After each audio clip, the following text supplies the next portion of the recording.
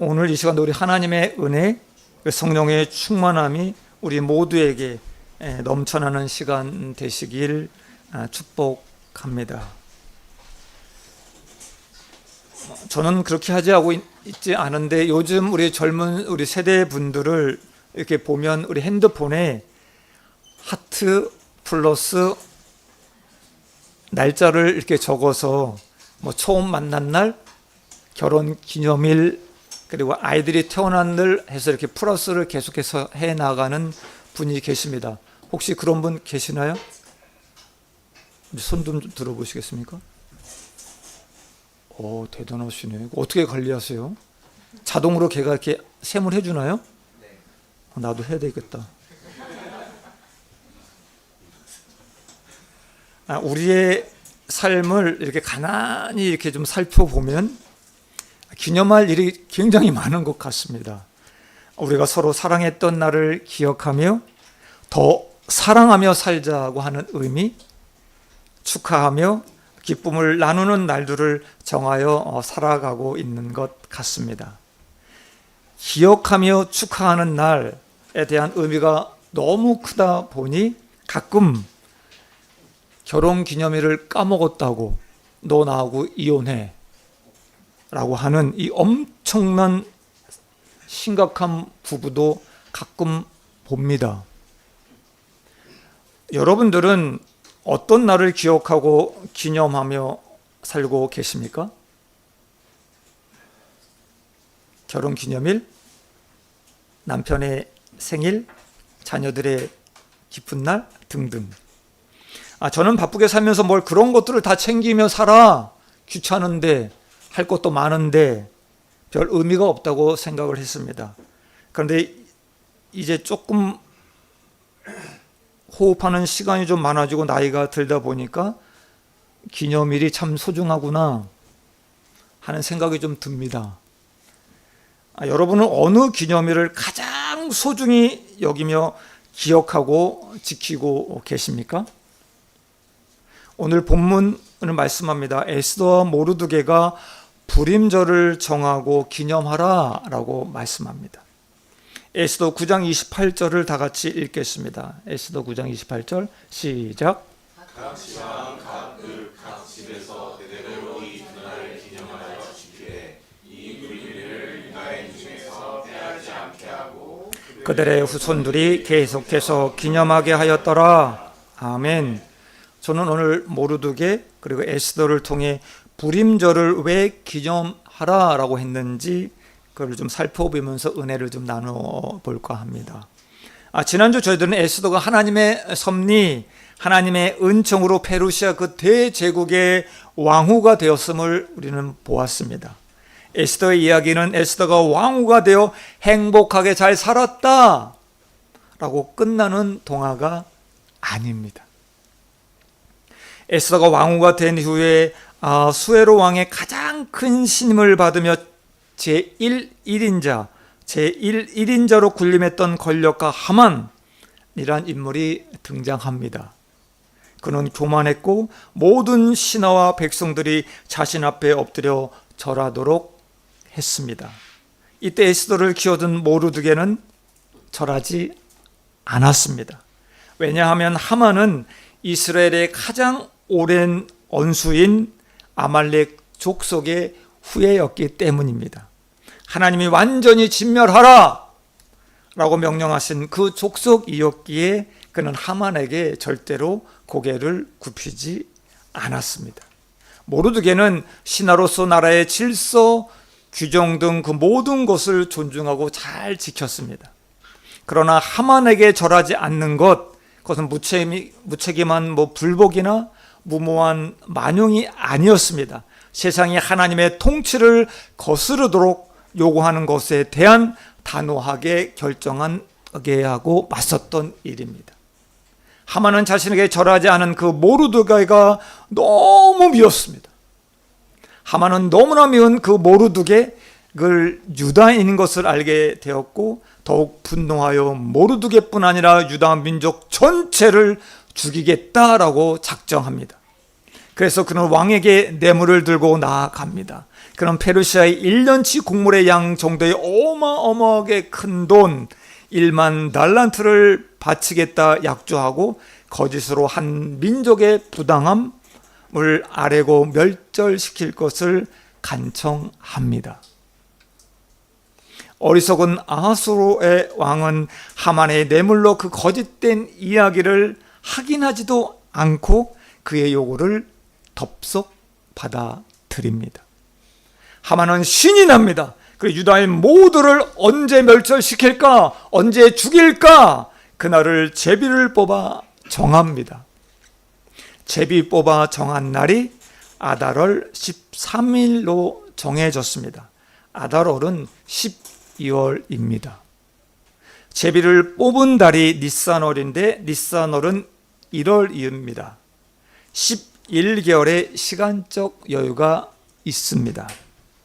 12월로 제비가 뽑히게 된 것, 이것은 이스라엘에게 시간을 벌어주시기 위한 보이지 않는 하나님의 손이 역사하신 것이다라고 말씀드릴 수 있습니다. 이 기간에 죽으면 죽으리라 나아갔던 에스더의 그 믿음, 그리고 금식하며 부르짖었던 그 유다인들의 간절한 간구, 하나님께서는 에스더와 모르드게를 통해 멋지게 상황을 역전시키십니다. 아멘. 하만은 모르드게를 죽이려고 만든 그 높은 장대에 자신이 매달려 죽임을 당합니다. 그가 유다인을 모두 죽이라라고 명령되는 127도에 내렸던 그 조소, 모르드게가 그 조소를 뒤엎을 새로운 조소를 내려 보냄으로 인해 상황이 완전히 역전됩니다. 그래서 아달월 13일, 12월 13일 유다인들은 죽지 않고 모두 살아남습니다. 그들을 죽이고자 했던 하만과 그의 가족과 그 민족은 모두 죽임을 당하고 진멸되어져 버립니다. 이렇게 하만과 유다인의 전쟁, 유다인의 완전한 승리로 끝이 납니다. 그들은 단순한 전쟁에서 이긴 것이 아니라 죽을 뻔했는데 살아남았고 그것을 기억해야만 했습니다. 그래서 모르드게와 에스더는 이날을 불임절이라 하고 큰 잔치를 열어 기념하기로 정한 것입니다. 여기서 불임이라는 말은 제비 뽑기에서 제비를 뜻하는 아카드어인 푸르에서 유래된 단어입니다. 하만이 유대인을 멸하기 위해 제비 뽑았던 바로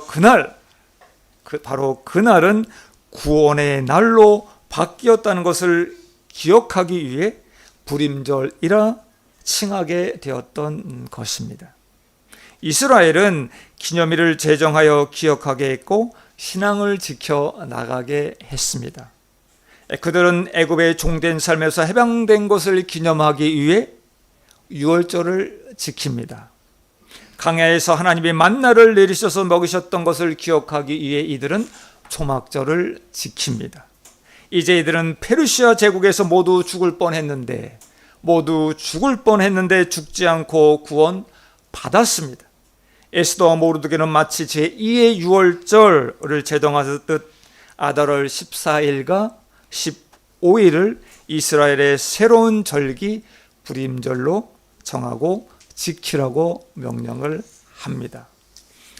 에스더와 모르드게가 불임절을 어떻게 지키라고 명했는지 우리 9장 22절을 다 같이 읽겠습니다. 시작.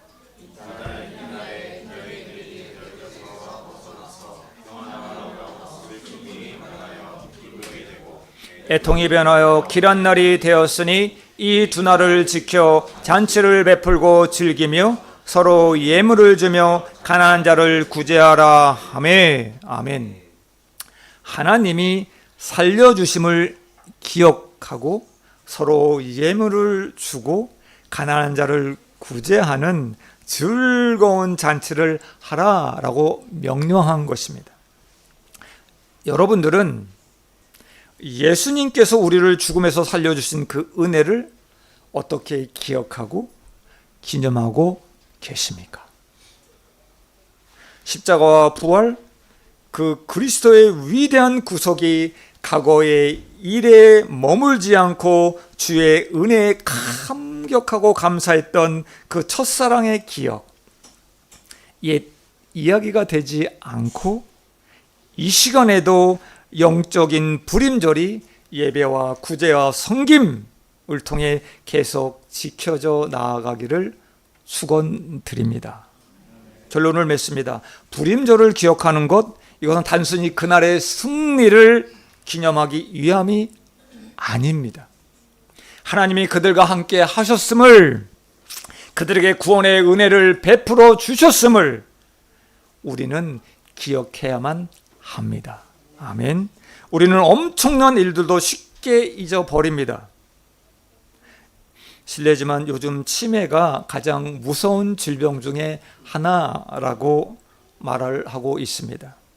기억을 잃으면 내가 누구인지 정체성을 잃고 맙니다. 정체성을 잃으면 존재가 무너집니다. 우리는 무엇을 기억하고 있습니까? 우리는 무엇을 기억하고 있습니까? 죽을 수밖에 없었던 나를, 여러분을 구원해 주신 그 은혜를 기억하고 살아야만 합니다. 아멘. 기억은 단순한 각오가 아니라 앞으로 나아가기 위한 방향이 되어 줍니다.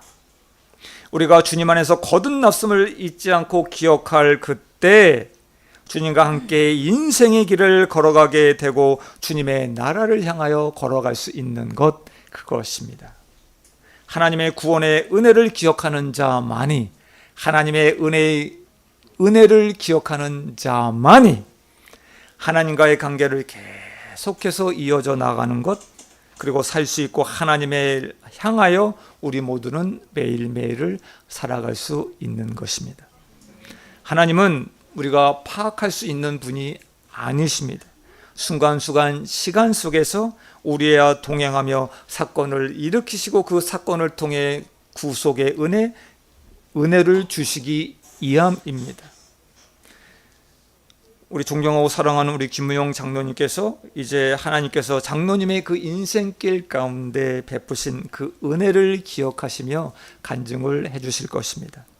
우리 장로님께 베푸셨던 하나님의 은혜를 들으시면서 다시 한번 저와 여러분도 주님의 구원을 기억하는 이 시간, 우리 모두에게도 이 부림절이 되는 기쁨의 날 되시기를 축원드립니다.